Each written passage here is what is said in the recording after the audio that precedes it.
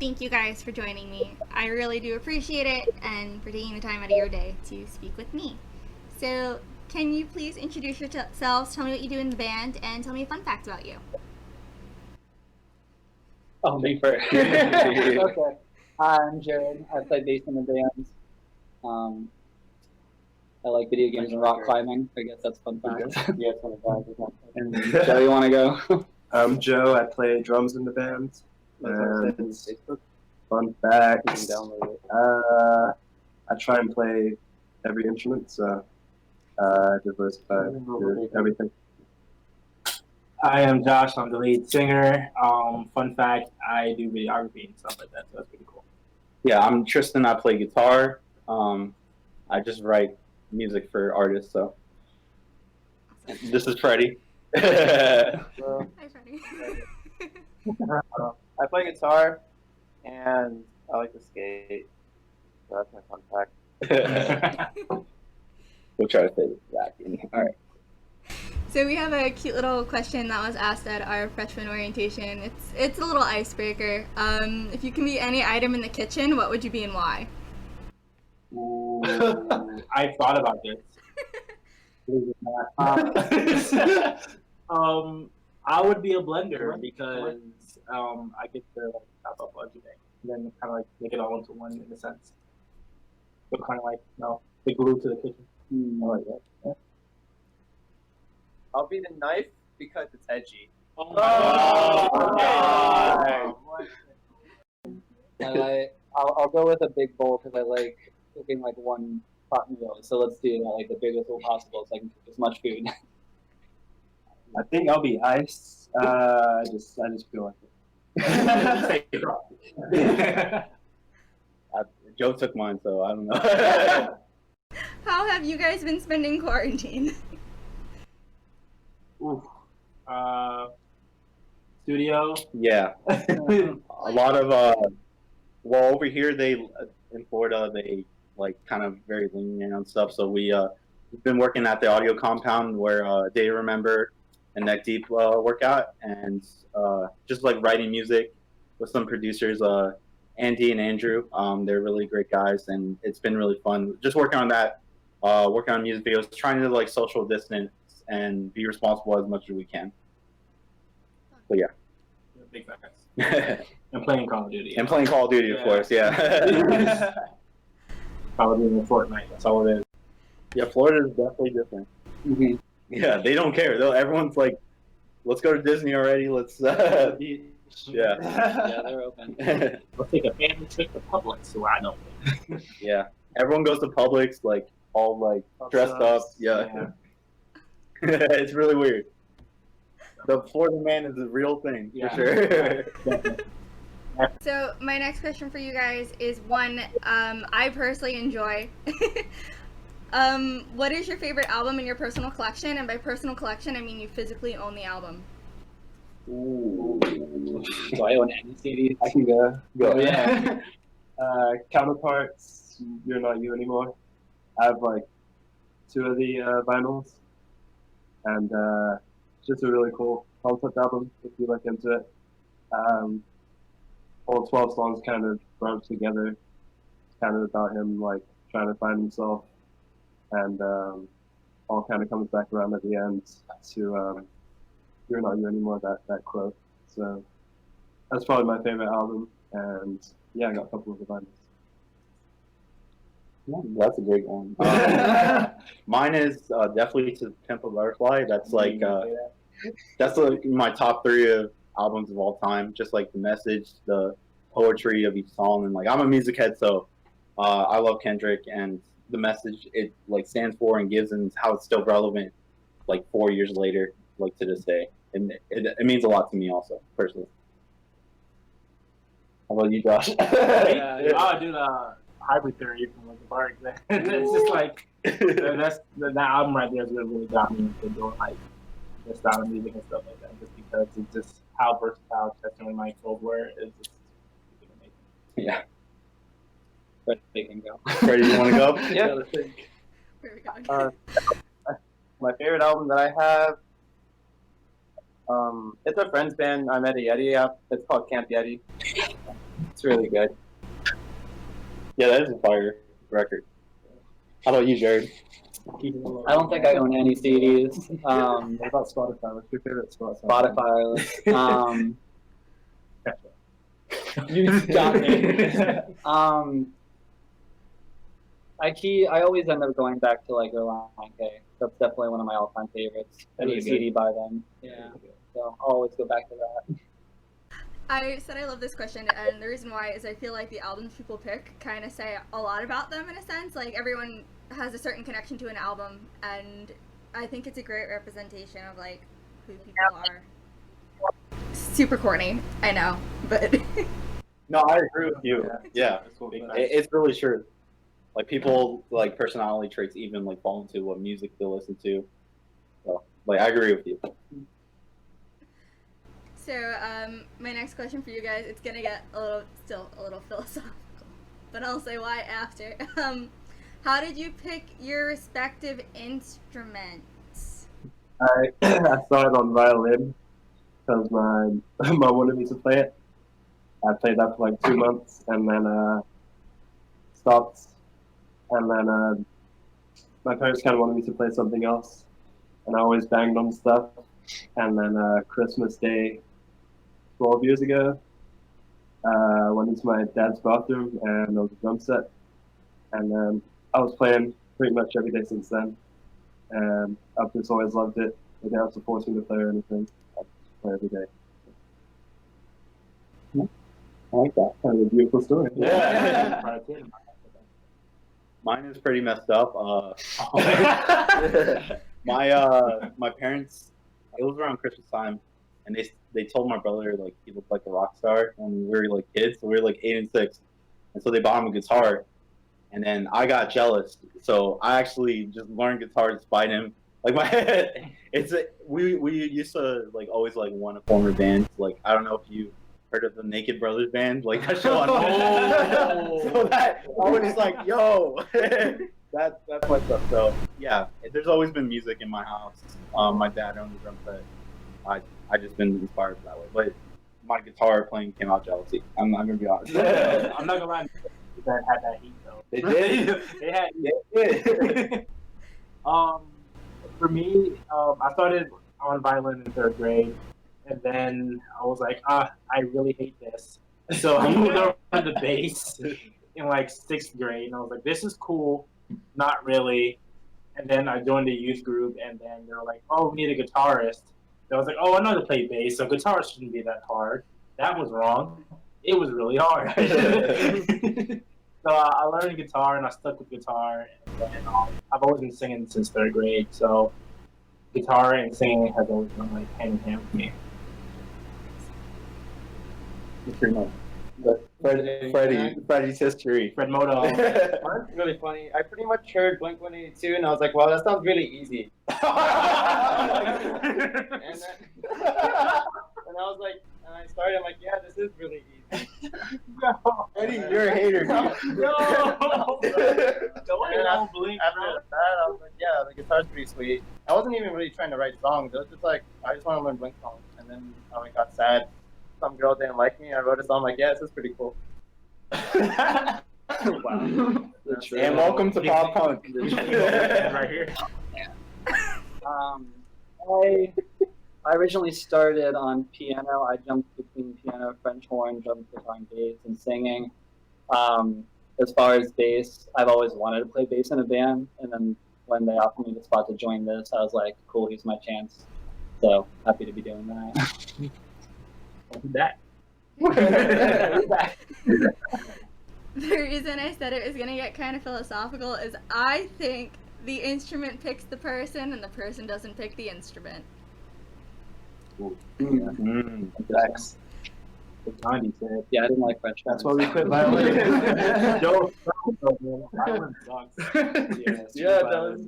To anyone out there who plays violin, it's probably great for you, but it sucks for me. Sounds good, but it's also really screechy.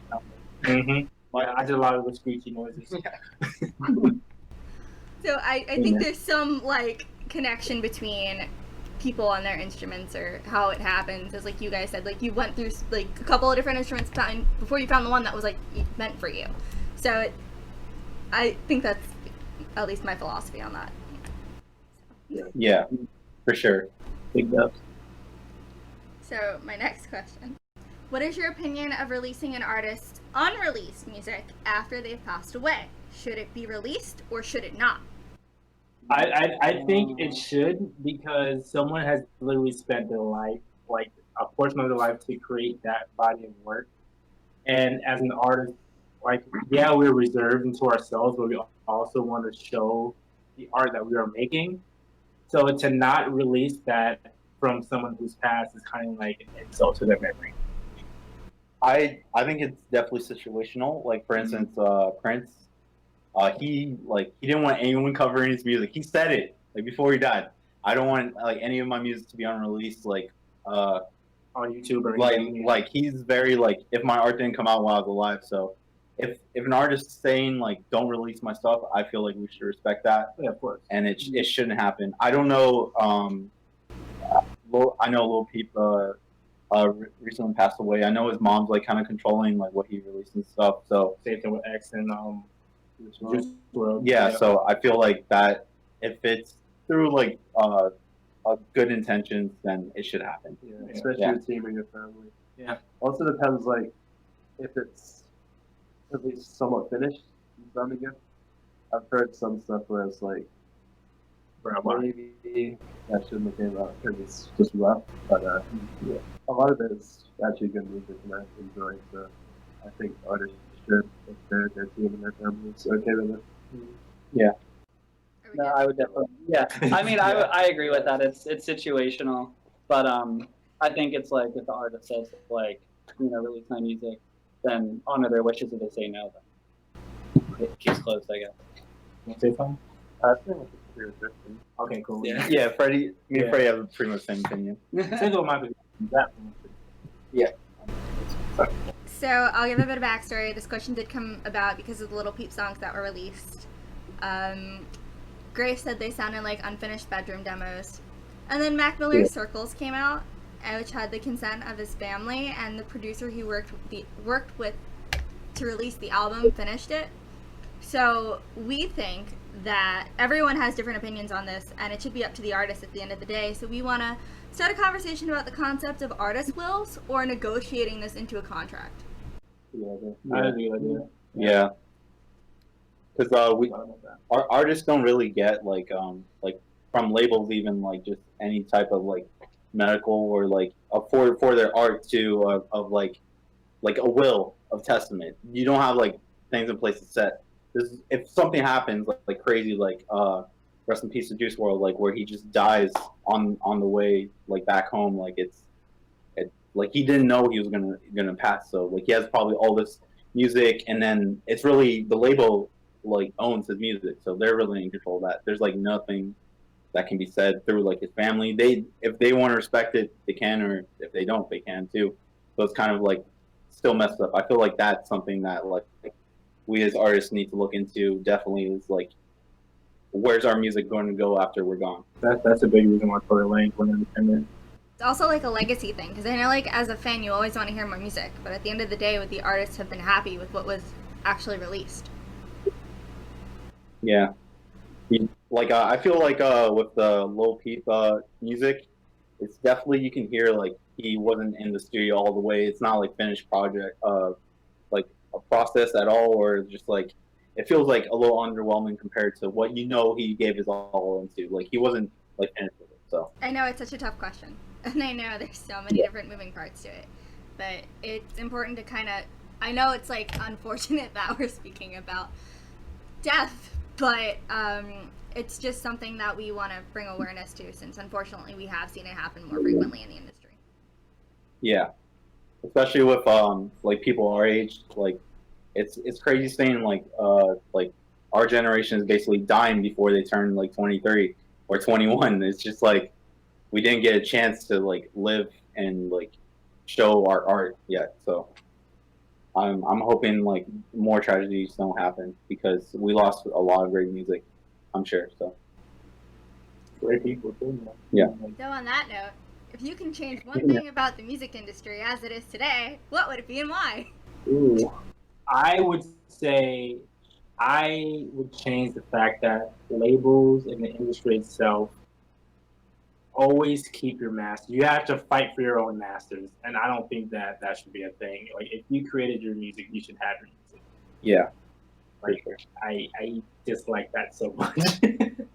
I also think since like labels are fighting to like stay relevant right now, especially with the huge booming of like digital streaming platforms like Spotify and Apple Music, I feel like uh, labels need like the music industry as a whole needs to figure out how like artists can grow individually and be partners to the artist, not just own the artist, like being it to get together instead of just like, hey, now I own you, your image, your likeness, what you got coming out.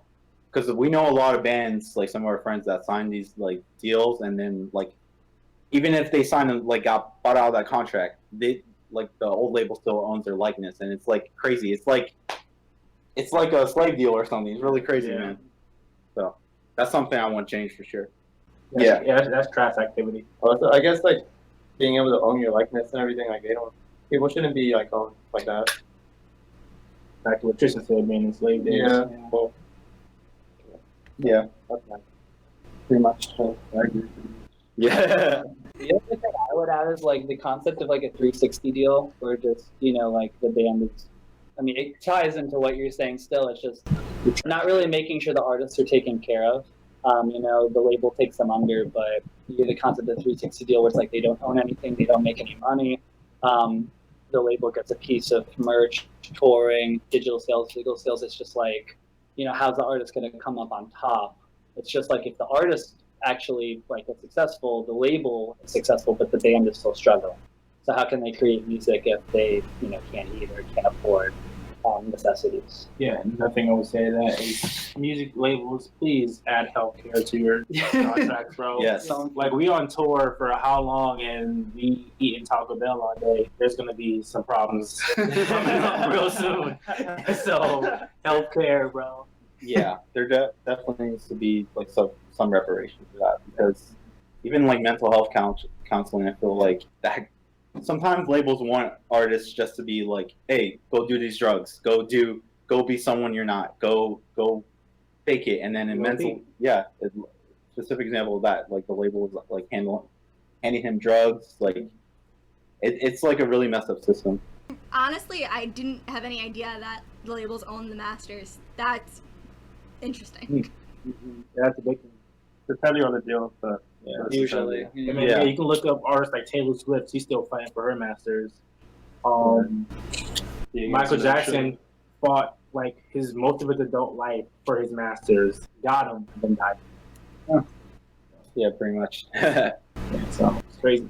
I think that's something that also needs to be discussed more. This whole thing, even the healthcare aspect, like, again, no one's spoken to me about this, and I think it's super important and probably should be discussed more. So thank you guys for bringing it up.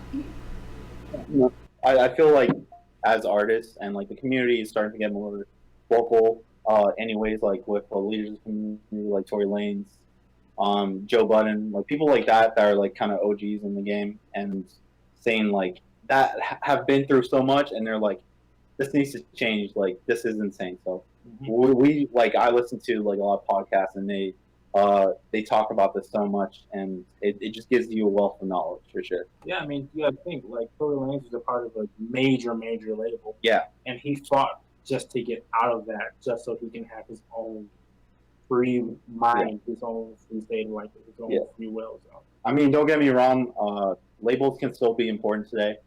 It's just, it has to be a partnership. You're going in together. It can't be like, you own me, and then like, if it doesn't, like, sometimes they won't even release you. So there's a lot of messed up situations that can be fixed. So Earlier, someone mentioned streaming services. What are your opinion of streaming services like Spotify? Me personally, because we're still an independent band, Spotify has helped us greatly, putting us on editorials with the I think it's Discover Weekly, radio playlists like that.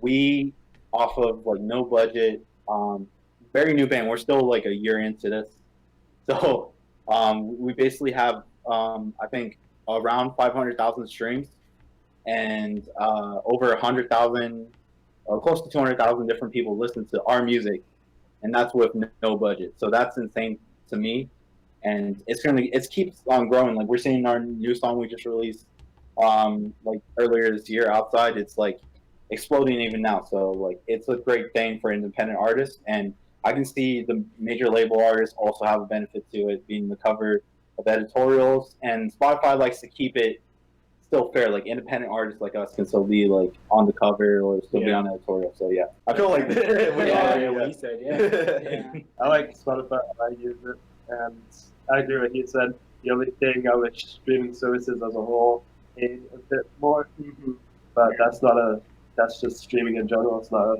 specifically Spotify or anything like that. Yeah. But I do think it's definitely the future. It's just a simple subscription. Everyone can do it. Yeah, I think And the playlists help out a lot with us getting hits on stuff that people might have not heard but they'll like because it's in their style. So the DSPs are definitely like evolving, and like it's gonna. I feel like it's on the right path, and they're finding ways to pay more artists more. I feel like it's a great tool for independent artists to use and like focus on. I feel like that's the strongest tool for a new band to focus on. So where I am, there is no scene. I'm not lying. I wish I was. There's like one venue, if you're lucky, that it's not even a venue, it's a bar, that will let a band play on a Friday night if you're lucky. It's so terrible. Oh, that's crazy. Yeah, we have spoiled. I think that I can see how that one venue would cause a big problem because the promoters were just like continuous book. Oh, they have big multiple listeners, but over here we have like 5 venues just like right next to each other. So like a hip hop show going on, a metalcore show, a pop punk show, and then like at small Uncle Lou's. Sometimes I don't even know what show it goes to. Yeah. 2 on the same night. Yeah, Orlando probably. I wish that was a thing here. I normally have to travel to Jersey if I want to see a show, and they're normally bigger shows at like Sterling Ballroom or like Stone Pony, because that's what we have here. See, that needs to change for sure. Y'all need a cold event in your area that just opens the venue. It's like, yo, we're doing this. Yeah. I mean, music venues are definitely important for like the community too. It's like something for people to do and like have a safe place to be. Definitely. Yeah. So I also bring this up because, as I said, there is no scene, and School of Rock was filmed on my campus. And it's upsetting that it's such an impactful and inspiring movie, yet we don't have that vibrant community here. Yeah, That's whack. yeah. That's crazy. That movie was like, I'm not gonna lie, that movie inspired me. I wanted to be like Jack Black. Just like starting a band, and I was back in the day. I was really into like hard rock and like things like that, Led Zeppelin. So like, I can't believe. I feel like because that movie is so rooted in rock, and rock is kind of like in this weird specific bubble where it doesn't know what to do with itself. So it's not like you have bands like Greta Van Fleet that are just like bringing back the old sound, and then you have bands that are just like, it sounds like they stayed in this completely pop bubble, and there's not a lot of crazy things like and yeah, and then you have like some bands, like a specific one, Bring Me the Horizon, who is doing new and innovative things, but they're all the way in England. Like all the cool stuff in rock is happening in the UK. Yeah, Australia. So true. Yeah. Always overseas. Yeah, I mean, A Day to Remember is making a really cool like album that I feel like is rock inspired. But they're just bigger bands. There's not like a lot. Like if you're a kid right now, the main genre on earth is hip hop. So, and it's so easy to make a beat. Like you just download Fruity Loops, what is it, Reaper, whatever whatever it is, you download it, you make the beat, and it's super easy. And it's like back in the day where you just pick up a guitar, but you're picking up a beat machine on your computer, what you already use like throughout your day. So. Yeah, then you use can you please describe your sound for me in 3 words?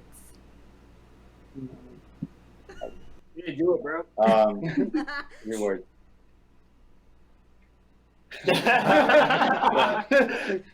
Next generation punk, for sure. New wave. The new wave. Yeah. Yeah. We combine elements of hip hop, pop punk, emo, even like EDM. Like we're really we only have a small bit of music out, but we are releasing new music very soon. But we want to be pushing pop punk forward. So the new gen of punk, for sure. I like what you said, that it's not just like one genre in specific. Like you guys are crossing so many different genres, and that kind of brings me to the point of I don't think genres really exist anymore. The lines are becoming so blurred nowadays, and I love the fact that you guys are like experimenting in these different areas to try to like hone in on your sound, which I think is fantastic because your band doesn't sound like any band I've listened to before. Thank you. So, It's funny because like you see a lot of rappers using a lot of rock influenced songs, like Juice WRLD, for example. Yeah. There's a lot of that, and then like I think like you were the one who came up with like, yo, why don't we just flip the script? That's where you got it from. Yeah. Let's flip the script and let's start using other genres and mix it and make it our own. And that's kind of like how we started to really push the wave. Earlier, how we were talking about like how there's so much music here, so much like variety, hip hop, metal, and you don't know where to go. And like people here in Orlando are like so open to different genres, and so since we're like a melting pot, we felt like the best way to represent our city and who we are is being like different in individuals in this like pop punk genre. Well, we really like the honest truth is like no one knows what we are. Like we're just trying to figure it out, and we're just making music we like, but we still have that umbrella we like pay respect to. So I really do love the fact that you said that, like it's like this umbrella term, and there's so many different factors that go into it, and the layering process for your songs. I'm just gonna, out of curiosity, like how does your production process work? Freddie. Hi, Freddie. All right, so the way we production, like meaning like how we write songs. Yeah, the Yeah. layers. Okay, so we start off with a bases of like guitar and drums. Or it really starts off with anything. It could be like a splice sample. We use lots of splice. Then we like to modulate it and turn it into like, cool sounds. But as far as layering goes, we do a whole lot of stuff. We have like really cool VSTs, like gross beat, and this other thing that like makes it just like makes everything sound we want better. to give the sauce. So to any bands that are listening, Retro Color. Yeah. Our producer's gonna get mad. He's like, "Hey, don't talk about this." Nah, bro. I feel like I feel like bands should like experiment more, especially in drawing. But Freddie, me and Freddie, basically like we bring all we can into some music. Like we scrap songs like pretty much every day. Yeah. Like we write as much as possible, and we bring it to Josh, who we write lyrics together. And now we have the other two, Joe and Jared, who Monsters. Joe. These guys are problems. Joe is a major. Joe is like one of the best drummers I've ever heard in my life, and I'm really thankful to have him in the band. And Jared is such like an on point person and would do anything for his band. Good facts. Yeah, so it's really Yeah. it's really easy to make music and then be different with this lineup. So Yeah. For drums, I normally just do it in Cubase, and then once we get to the studio, actually record on drums. But we pretty much do everything in the DAW. We don't really write in real life. yeah. Like demo wise, and then we'll come together and kind of touch it up as a band. I think that Process. definitely played in since like COVID-19 happened. It happened the same time we kind of changed like this is like our new lineup, and like we haven't had a chance to like get together and write. So we've been like sending each other like music demos, and then we get together in like small like little groups and then like write out the music. So definitely that virus definitely changed the way we wrote music completely. It helped us in a sense. It helped us a lot, actually. Yeah, it helped us write better music. Big facts. Big facts. So, what is your favorite part of a song that you've written? Outside of Pumpkin Eater. Alright, Pumpkin Eater's like I would say outside our newest song is really important because we finally bridged the gap between hip hop, pop punk, and emo all in one, and it sounded like a cohesive vision, and that's what our sound is going to be moving forward. So that I feel like that whole song is like important to me, and I remember I was going through something mental health wise, and I wanted a vision, like the lyrics on the outside look okay, but I'm drowning on the inside. I wanted people to connect to that and have a voice to like connect to that song. So, how about you, Freddie?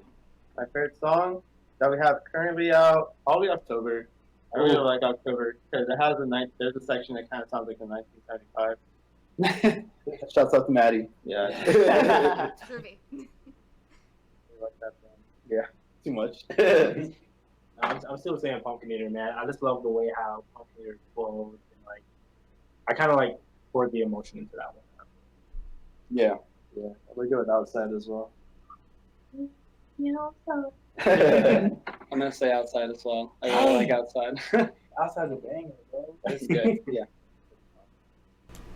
So, my friend Ben really loves your band, and he showed me you guys and was like, you have to listen to this song, and it was, I normally never remember my first impressions of an artist, which I know is terrible, which is really bad, but I remember listening to your song for the first time, so. Which song was it?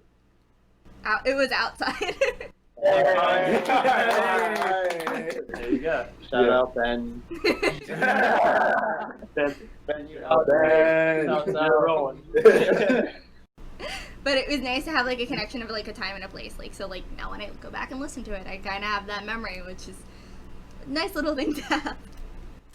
Well, yeah. Thank you so much. That means a lot. Yeah, You guys are hypothetically in the van and you're traveling to a show. What are 3 songs that must be in the playlist? All right, first of all, Freddie's not answering anything. Sean. Sean, Math Rock. We're just gonna scoot this. One of my songs I have to say David. Yeah, movement.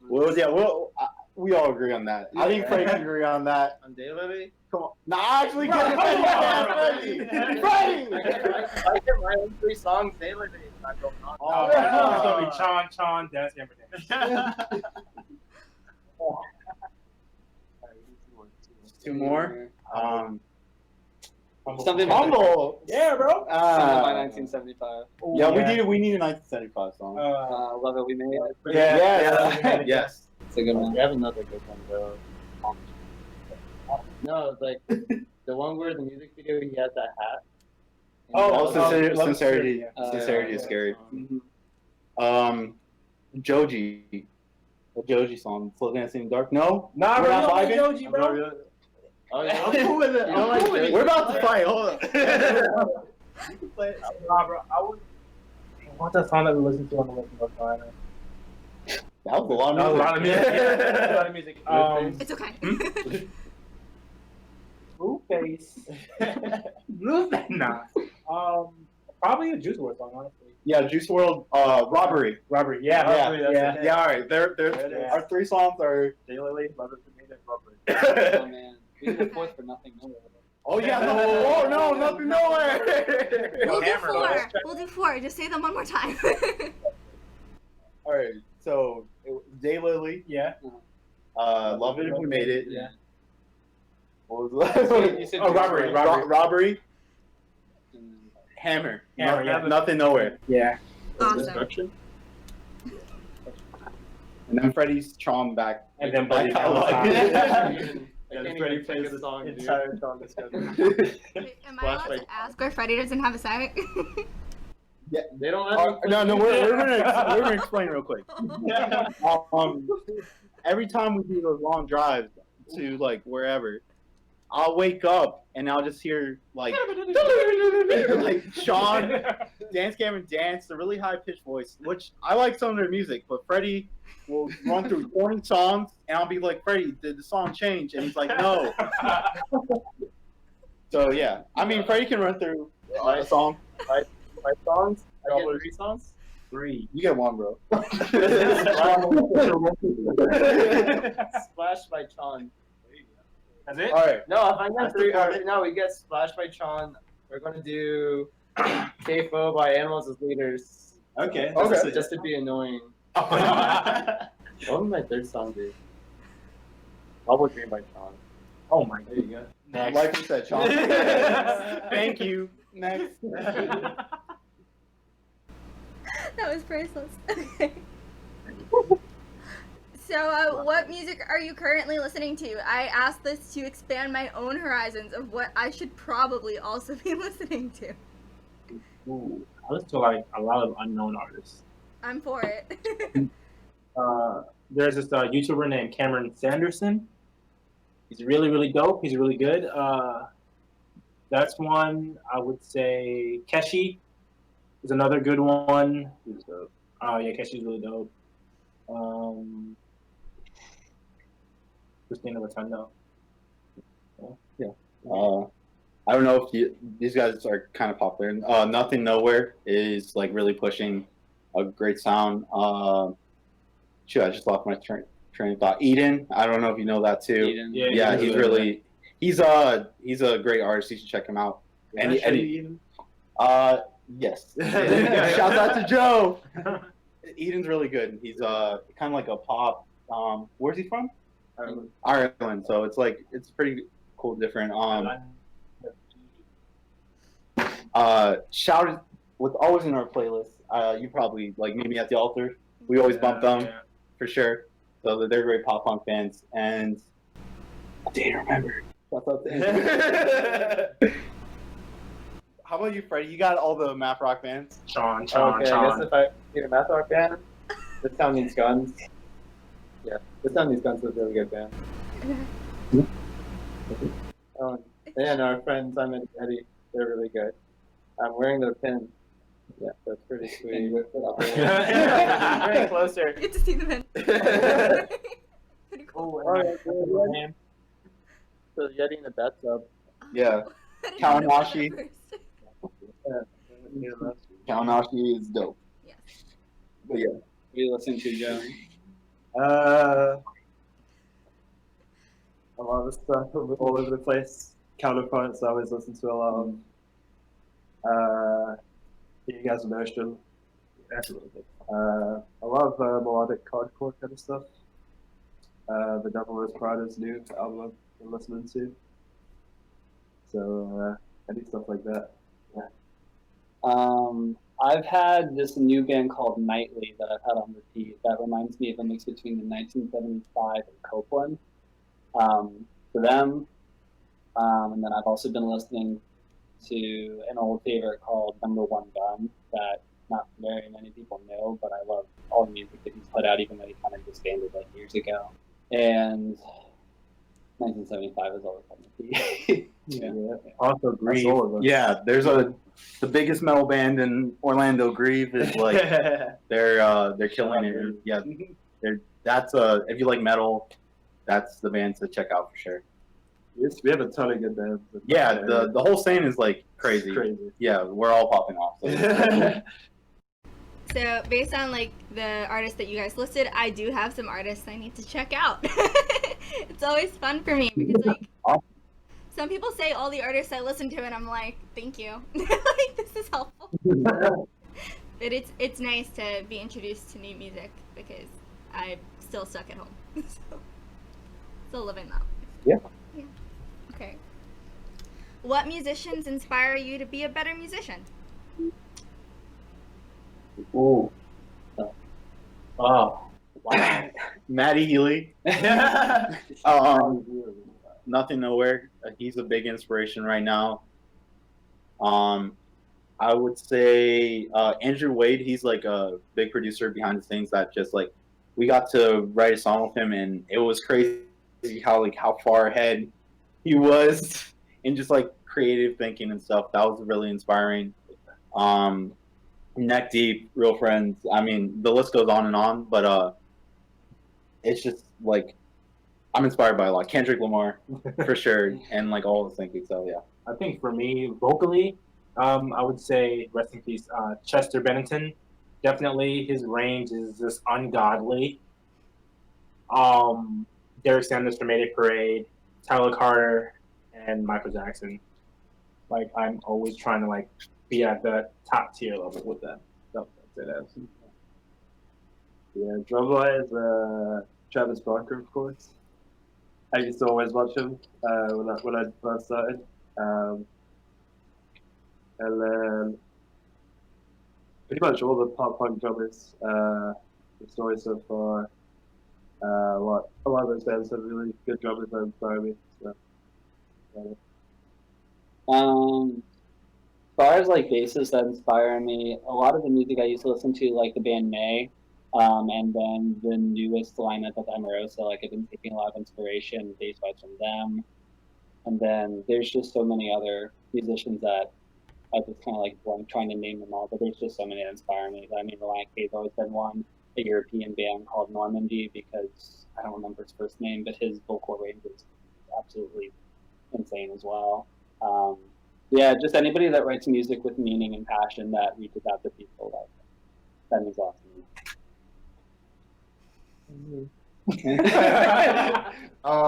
So Mario from Tron, everybody in Polyphia, Will Swan from Dance Gavin Dance, the guitarist, or Donovan Morello from Hail to Sun, he's the drummer.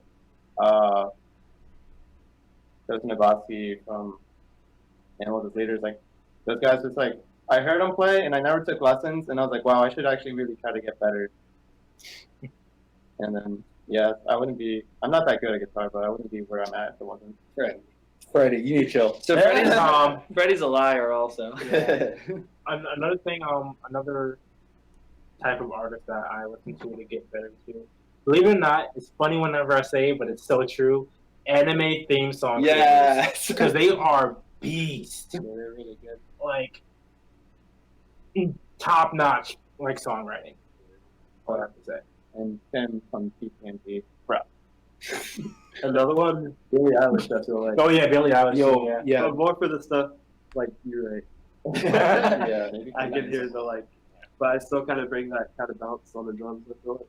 Yeah, Phineas is definitely a genius. The people behind the scenes make a lot of the records happen, and just Billie Eilish is like one of the most talented people like I've ever heard. So really cool.